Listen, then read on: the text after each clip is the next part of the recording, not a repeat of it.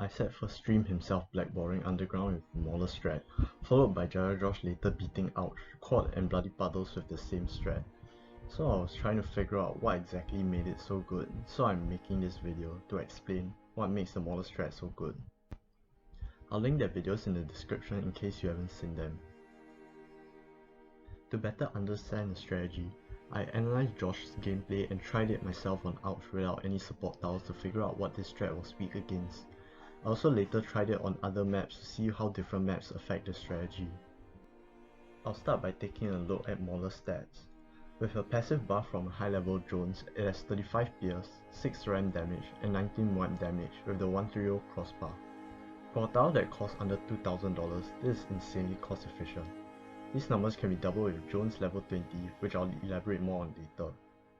As for the attack speed, assuming that it's buffed by both the village and Jones buff, it shoots once every 0.729 seconds, which is about the same speed as a 000 sub. Moving on to the early game. Early game has a lot of options for this strat. Since Mauler spam is weak against rainbows and below, almost any early game setup can work with this strat. As long as it beats up to round 39 and doesn't fall off in the mid game, it should work here. You can use outbuff with Bloonjitsu, outbuff with bottom buff sub, or outbuff with Never Miss Ace, and quite a lot of other early game towers. It's also recommended to have good defense against group zebras and black bloons. This will come in handy in the mid game. So for the mid game, since Maulers are so spammable, you have a lot of bombs hitting the bloons. With Jones giving all explosions a 50% chance to damage explosion immune bloons, black and zebra bloons are a lot easier to pop with this many Maulers. However, you'll still need consistent black and zebra popping power. You'll see later that I got a reactor to help with non-ceramics and MOABs.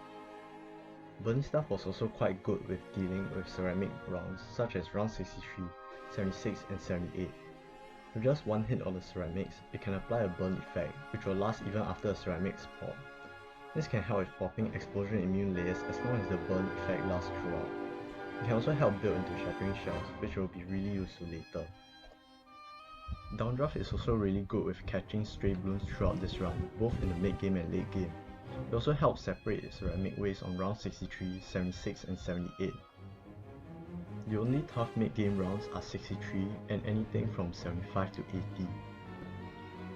To get past the difficult mid game rounds, I bought a Bloon Sabo, which was an idea I got from Muppet's Quad Black Border Guide, which I'll link below.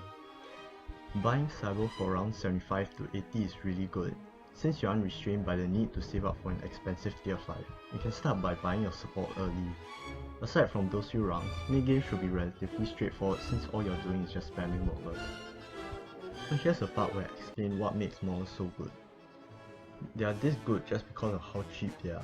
With primary mentoring and one discount, they cost $1,740, making it less than the cost of half of a single discounted ballistic missile, or less than 1/3 of a recursive. With this spammability, the strategy is easily divisible, which is to say you can precisely control how strong your setup is. Instead of spending in increments of $5,800, like you would in recursive spam, you're spending way less money to improve your defense just by a bit. To give an analogy, let's say you're spamming Sun Avatars compared to spamming recursive clusters. The next cluster is easy to save up for and won't be hindered by exceptionally hard rounds. If you're having trouble with a round, just add one extra recursive and you're set for the round. On the other hand, Sun Avatars are harder to save up for since you have to get past killer rounds like round 87 before you can buy the next Sun Avatar. Bringing this concept to Mauler spam, they're way cheaper and easier to save up for the next Mauler, so cost isn't an issue for this setup. Besides being easier to set up, the divisibility makes Maulers way better on expert maps. On Ouch, bloons are split into 4 paths, forcing strategies into 3 specific types. You could have a tower that gets to hit all paths, such as Grandmaster Ninja, or maybe a rare exception but Infernal Ring is an example. Or you can have a tower with such a high damage output that it can deal with all 4 paths individually, such as Permabrew and Sun Avatar. You can also have a few towers focused on each individual path, such as Ballistic Missile spam. Mauler spam falls under the last category, with a setup that can be easily split up to deal with each path. This divisibility is the reason why I can beat maps such as Quad, Ouch, and Bloody Puddles. Now for the other true expert maps such as Geared and Muddy Puddles, they are really cheap and divisible, and since you don't need to spend that much money on maulers. You won't be wasting that much money on maulers that won't be in range for the current round. So like, you could, for the top half of geared, you could have all the maulers you need and the bottom half is completely useless. But since it's not like having 3 sun avatars, you won't be wasting that much money on the bottom half. Another thing about using maulers on maps such as geared and muddy puddles is that the only support that you really need is MOAB glue, shattering shells, and sabo. 2 of those have global range as far as their support goes, so you don't really need to worry too much about not getting them in range for maps like muddy puddles and geared. The high divisibility also lets you be more flexible with your defense. You could go with many maulers and less support, or you could have less maulers and more support.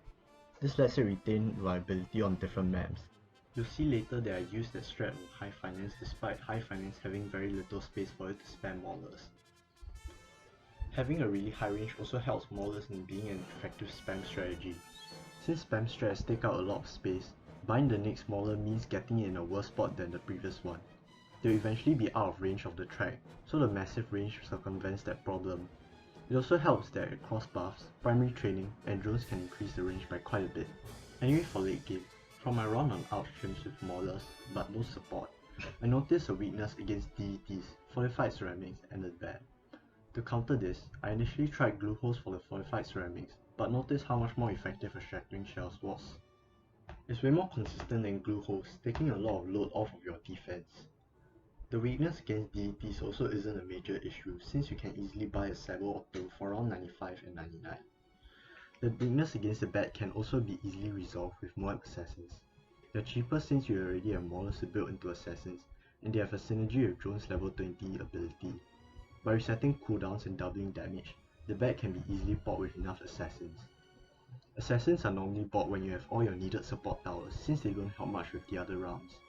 If your map is long enough for you to use assassins twice before resetting the cooldowns, 4 to 6 should be enough. If for shorter maps, 7 to 9 assassins is needed. If you buy them early enough, they'll also come in handy around 95 by insta-killing some DDTs. The numbers I just gave were just a general rule, so you should probably sandbox test them before actually pulling it off, since it also varies quite a lot depending on how many maulers you can get to hit the bat.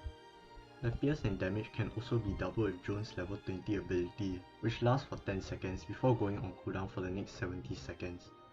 This gives about a 1/8 uptime, so you can only use them on key rounds such as round 95, 98 and 100, unless you store out the round. That's basically all I have to say regarding the late game. Anyway, on to the alternate strategies that you could pull off with this. While this strategy is already pretty good, there are some potential alterations you could make to this strat. They may not be as good as the original, but they're just potential ideas. You could replace some maulers with bomb blitz, the biggest one, or primary expertise. With blitz or the biggest one, ceramics are no longer an issue, though you'll have a harder time dealing with DDTs. Expertise will make DDT rounds easier, though dense bloon rounds would leave too many ceramics for expertise to handle. These alternate setups either synergize with drones, such as with blitz and the biggest one, or with maulers with expertise. Although with expertise, they buff maulers less since the tier 2 is cheap enough and it doesn't really add that much pierce to maulers anyway. Although it could be something interesting to explore, the results will probably just leave you with a worse strategy overall, so maybe it's not really worth looking at. Anyway, there's a few things that couldn't really fit anywhere in the video, just some miscellaneous things about maulers. One discount village with one primary mentoring is probably the best village setup you can get here. The extra 5% discount from the second discount village probably isn't worth the money, even though I did buy it on my cargo black border run. Main MOAB could potentially help quite a lot against the DDTs, but it might not be worth the money. So maybe that might be one change you could do to this strategy. So that just about sums up everything that I really need to say about Mauler spam. If you have any questions, just ask me.